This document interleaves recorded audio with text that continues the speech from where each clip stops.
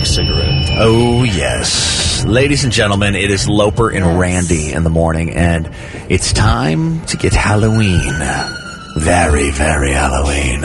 If you've ever felt something in your presence, whether it's at your home or a place that you've visited, the guy that we have in the studio, Neil Parks, is the person you want to talk to. What's up, man? I'm great. I finally remembered to put the mic up to my face. There you go. I'm holding it. It's important for the radio show. How are you? I'm great. It's really good to have you back on. This will be the third time you're on this month, and every time we have you, the interest grows. And here we are on Hallows Eve. Now, can you tell me anything from your expertise? Is there anything that you know of? Are the gates a little looser in hell on this night than usual? Well, scientifically speaking, the Earth at this point of the season turns its axis, so the gravitational pull becomes stronger, more intense, and as you notice, the weather patterns are getting more intense, and the wind is howling a bit more and getting stronger. In fact, I've had to reestablish and strengthen my cemetery scene I have in my front yard for Halloween. Yes. So I'm constantly chasing styrofoam tombstones. Yeah, tombstones because of the wind. So, yeah, those are normal weather patterns, but it's all attributed to this season specifically. It gets colder, the energy gets more high, the magnetism gets stronger, and theoretically things can manifest easier and can utilize that energy to bring itself forth, or if you're trying to invoke something, which I highly advise against, it happens a lot easier. How do you invoke something? Like, just so I know, you know, The so Ouija board. I don't do it on accident. Is that the only way? Prayer? Seances. The wrong prayer? The wrong prayer. Very good. Yes. The wrong prayer. Like, The wrong. Maybe we need to clarify because Pray to Satan. We were watching the show on Netflix. It's people who tell you their real life ghost stories, and they're telling their family for the first time. They might be 45 years old, and they've been living with this entire time. And it's almost like an intervention, but it's for them to tell their story to their children and to their wife and to their brothers and they're sisters. sitting around like in a circle, like AA style. Who lived in the house with him when this was going on. And it is so intriguing, All right, Loper. so it is called, Wow, that let's sounds see here, awesome. Haunted. It's just called Haunted. So this one brother was a drug addict or whatever, but when he lived in the mother's basement, he was conjuring up demons because he was bored and and all this stuff. what are you doing down there? Conjuring up some demons? Yeah, he lived with his you mother. bored? His mother was up top, and he got the basement. And he was just like up to no good. So he moved out, and then his sister and the niece fell into hard times and had to move in. So the mother's like, move into the basement. Well, ever since that guy conjured up these things, a little girl would see the most insane stuff, and the mother wouldn't believe her.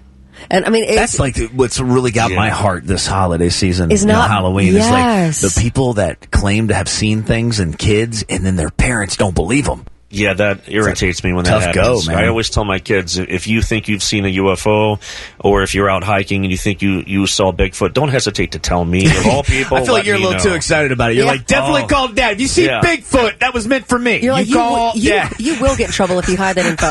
I need to know that info. They get so mad about that. I'm dropping them off of things. I'm like, no, if you see Bigfoot, you be sure to call me, okay, honey? If They're he like, shows Dad, up this what? time.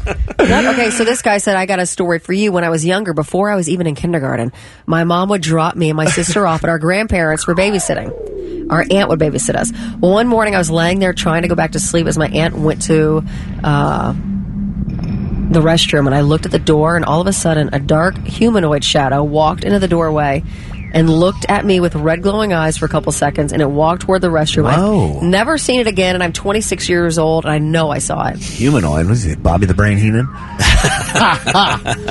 That's awesome. I mean, like, are you kidding me? That's red glowing eyes. A That's little intense. trans-dimensional. If you're at all familiar with a little trans-dimensional, beings. Almost, some people think, in theory, that they are beings from an alternate timeline, similar to ours, and little windows appear every now and then and allow either us to go into an alternate reality or those beings from that world to cross over into ours. Not necessarily a ghost or an alien, but just kind of like a waffle. You cut the holes out of a waffle, you see a perfect square. Yeah. You got a multitude of perfect squares. You place it on top of another waffle, and you can cut those tiny squares out. You do it layer after layer, and those represent It's layers of dimensions time. and worlds Wow. and time. Because time is a constant, and much like a lot of ghost sightings relate to things that have imprinted themselves on that timeline and continually play out.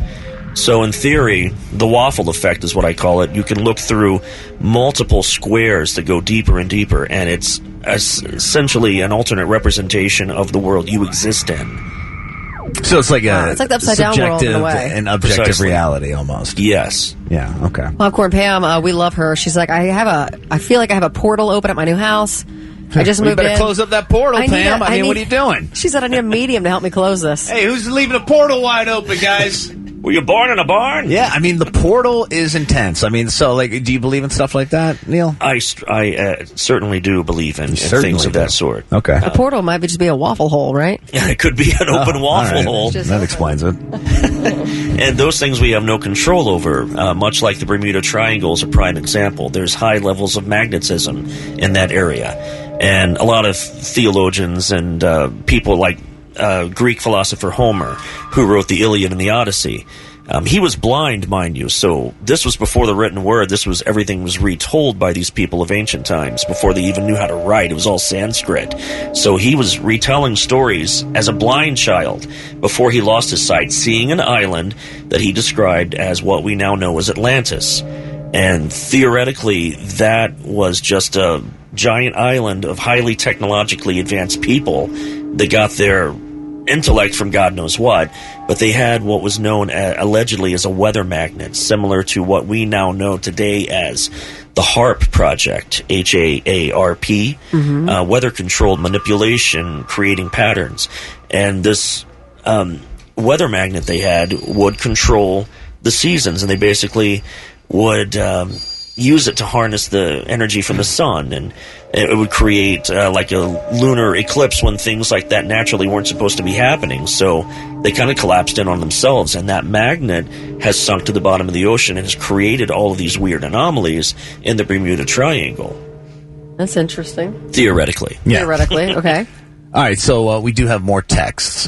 So what do we have here Yeah, next? okay, this happens to me. I wake up every morning at 3 a.m. Uh-oh. But now it doesn't happen to me. It happens in periods of time. It'll be like for 3 weeks, or it'll be 2 weeks, and it won't happen again for months. But this person wrote in that said it's happening to them right now at 3 a.m., never fails. The other night I heard plain as day a voice that said, timing of your veils is now closing. Then the name Scott. I have no idea. There is something significant about awaking at 3 a.m. 3 o'clock. I remember It's from the witching Sopranos. hour. Yeah. And then Polly was suffering from that. That's what time Mackenzie goes, Mom, cool, I don't want to go trick-or-treating when everyone else is going. I want to go at 3 o'clock. I go, no one is going to give you candy. Yes, we are going to listen to Slayer. I go, why would we do that? She goes, because that's when it's haunted. And I'm like, okay, well, Only go at 3 a.m. That's not happening because that's school night. Well, if you remember Amityville Horror, that story, the killings took place at 3 a.m. And then 2 years later, this family moved in, and that's what the movie's based on, them moving in and the things that happened to them. And the father kept waking up at 3 a.m., and he was hallucinating, seeing these weird things. I never hallucinate. hearing I just wake up, and I look at the clock, and it's like 2:59, 3:01. 3 o'clock. It's just, I'm like, that's weird. It shakes you up, yeah. I worked on the documentary for my Amityville Horror, which was featuring the boy who grew up in the house, and he hated his stepfather. His stepfather was apparently a real SOB, and he said the best day of his life was laying that SOB to rest. So he said a lot of the things that were brought up by his stepfather would probably be as a result of his negative energy brought into that house where those killings took place. So if anything paranormal happened, he attributes it to his stepfather, who was a despicable human being, abusive, just a real jerk, basically. So when going back a text or two here, red glowing eyes, like one of our listeners said they experienced that in one of the rooms that they were in. They were doing laundry and they opened the dryer door. It slammed shut, and then they saw red glowing eyes. Have you heard of anything like this before? I have heard of people seeing shadow beings or shadow beings with half faces and or Like red what kind of glowing half eyes. faces? Like what's the other half? Like a human face? Kind of like they're Mist. in movement. Like it's not fully formed. They're just moving through and then they disappear, Gotcha. which Okay. I attribute to trans-dimensionalism. Waffleism. Waffleism. Yeah. See, you have to accept that too. We're in the day and age where you have to accept all things, and or openly, more so than we used to, because TV shows and movies that are out now make it more socially acceptable. So, like this forum we have right now, it's great to sit and talk openly about it. 20 years ago, that wouldn't have happened. So, what about the red glowing eyes? Does that represent anything to your knowledge? I mean, is feel that like that's known dark. for anything? That'd be dark. To me, definitely represents negative energy, possibly a non-human spirit. Ooh, like what? It's like you talking devil stuff? Something that may have been here long before creation. Long before? Well, how is that possible? So, wouldn't it have been part of creation? Well, if you go back to Genesis, the world that we live in now was described as a hostile void, a very dark, hostile place. And the word hostile sticks out to me. Something dark or evil may have existed here long before we were brought in, or something that was cast out during the uprising with Lucifer and his followers was cast down here, which still never makes sense to me with the whole creation story. Why would he throw the worst of the worst in with us to lead us to sin? So the darkness that was tossed out of heaven could be attributed to this as well, because these creatures exist within the waffle theory that I have. So, do you believe in Atlantis? I believe that's completely possible. And you believe the Bible? Yes, I do. Interesting. All right. People are still I didn't writing know in. people did or not. I was working at the clubhouse, and I went to go clean up. And when I got back into the room, the popcorn popper was moved to the center of the room. And she just is like, I work there, and it just freaks me out that this happened. Everybody out. Now, Matt wrote in and said Cindy Riggs is a great medium and clearing specialist. Riggs! Popcorn Pam, there you go, Cindy Riggs. Crystal Williams said, Pam, please get some sage and tell whatever it is to get out. Get out. Get on out of here. We definitely like to sage places when we move definitely. in. Oh, I love the smell of sage. Right? Anyway. It's a good thing to do. All right, so Neil, I'll let you go ahead. You have the list of questions here, so I'll let you run through these. Well, sure. I received a list of questions from the last show, and one person sent a message asking if you have an email, I can send a picture to screenshot a map and show you where it's at, or a picture of evidence that I have so you can look at the image. Yeah, you know what? It's about those tunnels. Someone was saying underneath the old Blockbuster that runs to Target, and it's around here in Columbus. It's not the one in Cincinnati. Oh, okay. Right. That's what it had to do with these tunnels, underground tunnels. Yeah, it's under the Blockbuster, and it connects to business across the street as well. And they're not sealed off like a lot of your tunnels that used to run under businesses in the yesteryears, like in Chillicothe or in Waverly, even Portsmouth, and various other towns. They've all been sealed off. A lot of them at one point were used for the Underground Railroad to move slaves in and out for either safe haven or for people that were stockpiling human trafficking. That was early human trafficking, in my opinion, Sure. To keep them hidden so no one would know they had active slaves. Wow, that's wild. interesting. That's so crazy. We have an instance that came in over here that is pretty interesting. Ben said, got a question for Neil. So as a kid, I always saw two kinds of shadowy figures sitting on the end of my bed. At times, they would be peeking through the door. At other times, they would be sitting on my bed, like I said, never seemed violent. I would talk to it. It looked like a child, maybe 8 or 9. Oh, that's freaky. The other thing I would see would be an adult, because I said I saw 2. I always thought the child tried playing with me with toys and stuff. They would move on their own. I thought it was awesome. Fast forward to today, my 3 oldest have said they see the same child and older figure ghost on their bed at night, and they talk to them. Occasionally, I see my older child or the older ghost over the 2 youngest at night. My kids aren't scared of... Wait, like standing over the kid, you think? Yes. Yes. What is the reason these figures would follow me from my parents' house now that I'm an adult? Now, if you watch the show on Netflix that I was talking about, not the one that House on Haunted Hill, it's people that have these accounts like you're having, Ben, and they're trying to tell their family about it. And it's the show. That's just called Haunted. Haunted. And one of them said that it followed them. You know, he said, you would think that houses are haunted. Are people haunted too?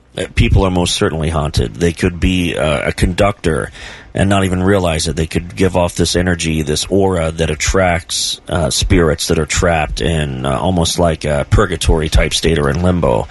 And the child itself that person saw was attracted to their energy, and their offspring must give off the same positive energy, the light per se. Okay. And they're attracted to that light, and they obviously never hurt the person when they were a child. Now they are an adult, and their children are having the same experiences. So obviously there's nothing malicious to it. So let it go. Don't shut it out. Entertain it if it shows up. All right, interesting. Wow. I like that. What else do we have here on the list?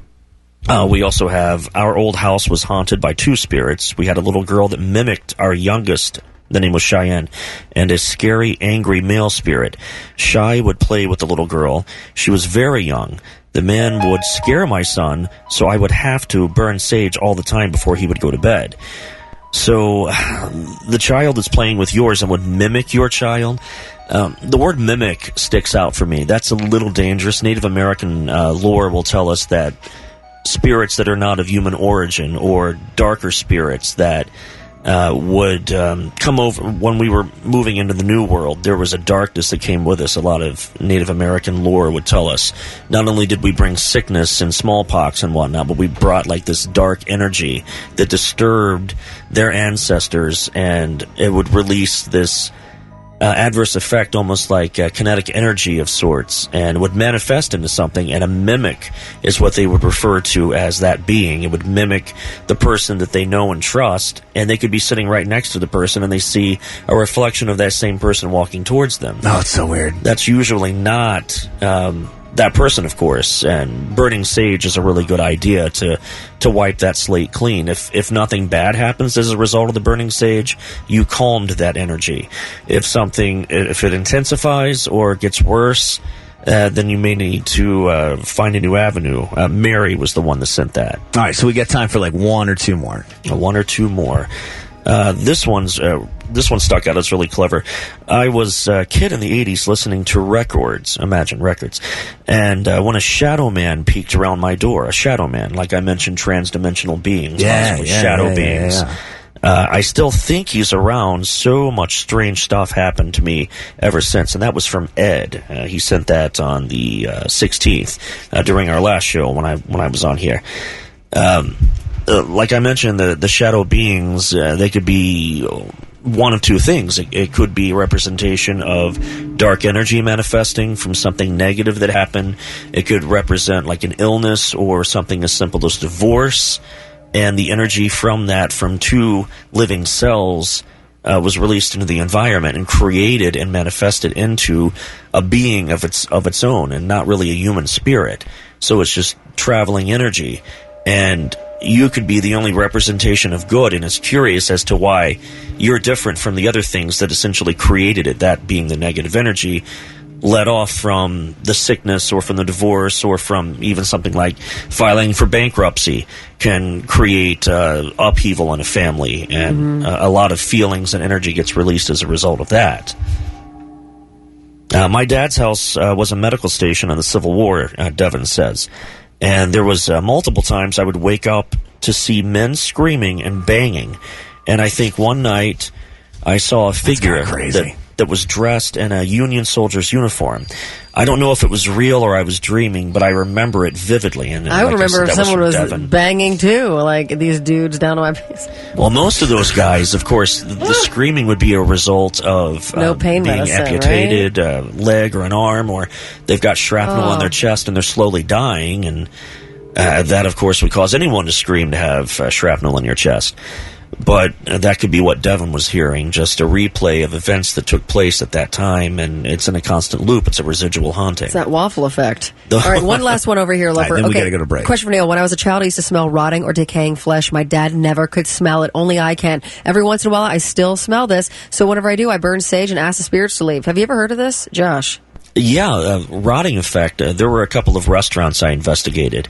One of them I found that it was just black mold and something to do with their water piping. The water would sit and congeal, and it would just give off this horrible smell of burning rot.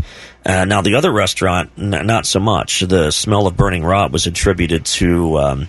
there was a dark coven that met in the basement of this restaurant when it was abandoned many years ago, and they were invoking spirits, dark energy spirits, and one of which they essentially set up to monitor the place, kind of like their watcher demon. Okay. And they would go, and then they would come back and do their practices. And, they were doing the whole 80s satanic panic thing, sacrificing cats and whatnot. Satanic panic is ridiculous. Yeah, and doing God knows what else, thinking that they're all dark and brooding, and maybe they didn't really worship Satan, or they were just toying with something they didn't fully understand, but it opened a doorway to something that they weren't prepared to handle. So they abandoned the property, and that demon or creature or dark energy force was left there from God knows where it was invoked. whether it be hell or a hell dimension or a hell mouth or an alternate universe. And it smelled like rotting flesh. So this could be that, Josh. Could be its bad breath. Dude, thanks so much for coming in. Neil Parks, they want to get you off the air, man. How do they get in touch with you?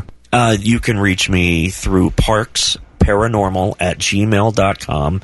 That's PARKS paranormal@gmail.com, and I have a YouTube channel, which is Parks Paranormal, and I do a short blog called Paranormally Speaking. Sweet. If you want to get the 2 books that he has out right now with us, Paranormal Chronicles, and then Haunted Chillicothe makes a great stocking stuffer. Yeah, that is pretty sick, man. Neil's a super great guy from Chillicothe, and an award-winning author. Yeah, and if you love him, it's not going to be next Halloween, the next time that he's on the show. So we're going to figure out something, and we'll get you back in here, my brother. That sounds great to me. Thank you so much. Great to see you. Our new friend, Neil Parks.